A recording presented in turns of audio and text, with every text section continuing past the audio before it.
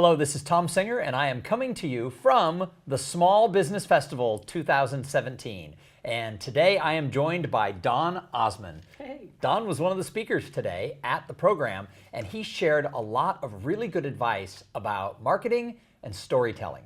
So Don, welcome. Thank you very much. So I recently interviewed you on my podcast. I know. When was that? Yesterday? Yeah, it was like a week ago. So it's like we're old friends now. Don and I go back like 2 whole weeks. Yeah. So Don, you did a really great job today of sharing some ideas around the importance of storytelling. So why don't you tell the audience a little bit about OzComm, your company, and why storytelling is so important to marketing? Well, I started OzComm back in 2009 because I thought I could do business better than anybody else, right? As any entrepreneur is. But it wasn't until, just a few years ago that I started to really realize how important storytelling is. And it was when I recalled an experience I had with my father, when I thought his job was over. Napster came in. Do you remember Napster? Oh, of course. At least, yeah. What was that, 15, almost 20 years ago. Sure. Oh my goodness. I was in college at that time, and I went to him and I said, Dad, I think you have to get a new job. The entertainment industry's over. It's dying. No one will pay for music again. Never again. I honestly believe that. And he looked at me and goes, as a father would, you ignorant child. Sure, he didn't say that, but of course not. He just said, We couldn't expect Donnie No. to say that, It's a little nicer than that. He just said, I'm always going to have a job. People will always want to be entertained. And the underlying message that I got from that was that we connect human to human by telling these stories. And that's where marketing needs to be. It's not just, hey, I'm going to get on social media and create a meme and become viral. It's, no, I need to tell a story. I need to connect by telling these stories. So one would think, because your name is Don Osmond, that you would have gone into entertainment. But during your speech today, you said that you actually did go into the family business. I did. It was just on your mom's side. So why don't you tell us about that? Yeah, well, so I started doing a little bit of family history and finding out, okay, where does this name Osmond come from? Got bored of that line and went over to the other side. Come to find out, my mother's father's mother's father, I think I got that right, my great-great-grandfather started a garage, started selling cars in Oregon, and created a company called the Blue Mountain Garage. I don't know if it's even there anymore. I haven't been out there yet. Anyway, he was an entrepreneur, and he realized he needed to go out and do some marketing and all these other kinds of things. And so I really felt a kinship to him. Come to find out, his name's Mansfield Avery Harrison Jr. Oh, well, So there you go. I really do share a lot with him. So he knew what it was like. He knew exactly what there it's was like. a Mansfield Senior in his There thing. was, yeah. That's right. He was probably Manny.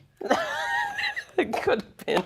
I don't know. But this was, he was born before 1900. So when he noticed that there was a new disruptive technology out there called the automobile, thought, I want to get in on that. It happens today. We're always looking at different disruptive technologies or new ways of doing things. And so he had the entrepreneurial spirit. And I guess that still lives within me. And you actually showed a picture of his direct mail piece. You said you Yes, have one of I the did. oldest pieces of junk mail. Oldest pieces of junk mail. That's Nice. right, yeah. It was really cool because back then you just had to say, hey, I've got some good tires. That was the whole. That was it. the whole ad. People said, he's got good tires. He's got good tires. That's right. Well, there wasn't as much noise. Yeah. So in the world where we have so much noise, Yes. how does telling your story help a small business cut through that noise? Well, see, that's the trick. First of all, you got to figure out what your story is. But it's not just about chest beating and say, hey, I've got this great story. This is why I'm an entrepreneur and this is what I'm doing. It's finding a way to make that story connect with your audience and finding a way to make it personable so that they actually internalize it and becomes their own personal experience. I shared another story about my grandmother and baked beans, right? I'm sure the company never actually intended this being their own story, but for us, we created a story about these baked beans that for 20 years, my grandmother only bought a specific brand because of something I had said or some experience that we had had. It just clicked. It became, okay, I'm loyal. I will always get these beans because my grandson always likes these kinds of beans. And that was it. That was the end of it. So for the small business people out there who are watching, what advice do you have if their answer is, well, I don't have a story? I mean, I talk to people all the time and they tell me, well, Tom, you have more stories than I do. I don't think I have more stories than other people do. I'm just paying attention to them. So what advice do you have for that small business person who needs to find their story? I've been in that same spot. It's very difficult to see the forest of the trees. There's a reason why that's a cliche, and it's true. But you do need to kind of dig deep and figure out, okay, well, why did I decide to start this business? And then ask yourself a question, well, another question, a follow-up one to that, and say, well, why is that? And act like that little obnoxious 3-year-old that we all are inside of us and keep asking why, and How come? How come I can't have the candy? Why can't I do this? And ask until you really get to the heart of it. It's not going to be about, oh, because I hated my boss and I wanted to make my own money and become a millionaire. There's something deeper inside, something that's more meaningful. And that's, when you feel that, when you get that, there's like an emotion to it, I think, is what it is. When you find out what that is, that's when you've really figured it out.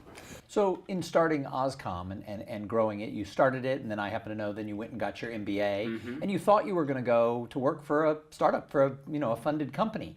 And all of a sudden, you find yourself back in the thing. What are some of the struggles that, as a small business person working for yourself, that you've discovered? Well, you kind of went through the whole roller coaster of my experience. I started in 2009, thought, yeah, I'll do it for a little while, and then I went back to go to school. And while I was in school, I get this job opportunity, thinking, well, maybe I'll put OzComm to the side and I won't do that. And then all of a sudden, that didn't happen. So, I guess the point is that we're always going to have something that will try to detract us from where we want to be, and just find out from within yourself. I mean, we all have to do a little bit of soul searching, whatever you want to call it, whatever. Just figure it out. Just if there's something that you're passionate about, you're going to do far more to move that needle forward than if you were just be like, oh, well, I'll do whatever there is. So as you're finding success with your own business, what is some of that advice then that you can pass on to the people who are watching? As I'm finding my own business? Sure. Don't do it. Why do you say, I know you're joking, but why do you say that? You have got to have a real thick skin to be an entrepreneur. And you have got to have some gumption to be able to say, no, this is what I'm passionate about. This is what I really want to do. It's not for the faint of heart. And if you are faint of heart, well, go through it anyway, I guess, if you really want to go for it. Learn, try to figure out something. We're all learning anyway. Sure. So are there challenges that come along with having a famous name? Are there challenges as an entrepreneur being named Don Osmond? No. Never. Not in the slightest. No. I suppose the one thing I'm challenged with on a regular basis is people always asking me, hey, can I get an autograph? I have to remind them it's the other Osmond. Right. But sure, I'll sign something for you if you think it's worth something. So what was the best part of participating at the Small Business Festival for you? Meeting you. We've met before. A second time. I was going to say, we've met A before. third time, or whatever it is. Seriously, what was the best part of coming to something like the Small Business Festival for a business person?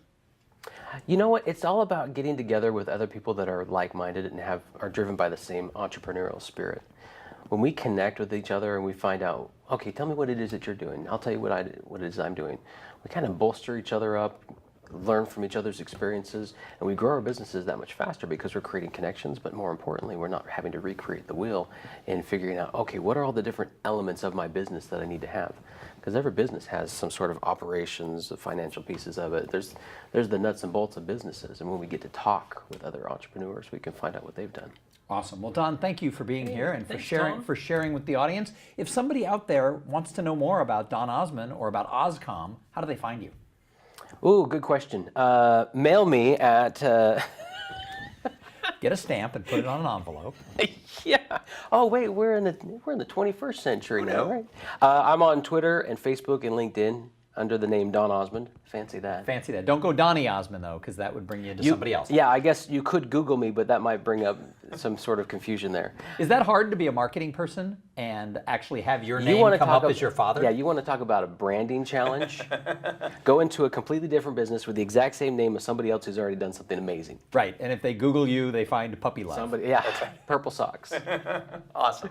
So they can find you at, we interrupted that. Oh yeah, okay, so we got social media, and then my website is OzComm.marketing. And that's OzComm.marketing. .marketing. Awesome. Well, thank you for being here. Thank you. And We are bringing great interviews with people like Don Osmond here from the Small Business Festival. He told us all about storytelling during his talk, and you can catch that video on the Small Business Festival website.